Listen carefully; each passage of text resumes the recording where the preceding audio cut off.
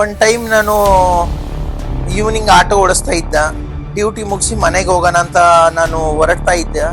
ನನಗೆ ಗೊತ್ತಿರೋರು ಒಬ್ರು ಹೇಳಿದ್ರು, ನಮ್ಮ ಫ್ರೆಂಡ್ಗೆ ಸ್ವಲ್ಪ ಡ್ರಾಪ್ ಮಾಡ್ತೀರಾ ಅಂತ ಕೇಳಿದ್ರು.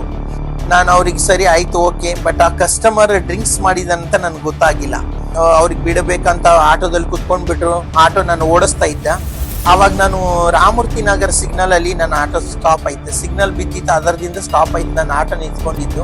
ಆವಾಗ ಆ ಕಸ್ಟಮರ್ ಏನ್ ಮಾಡ್ಬಿಟ್ರು, ನಾನು ಡ್ರೈವರ್ ಸೀಟಲ್ಲಿ ಕುತ್ಕೊಂಡಿದ್ದು, ಅವ್ರು ಹಿಂದ್ಗಡೆ ಬಂದು ಹಿಂದಿಂದು ಹಿಂಗೆ ಕೈ ಹಾಕ್ಬಿಟ್ಟು ಹಿಂಗೆ ಹಿಡಿದ್ಬಿಟ್ರು ನನಗೆ.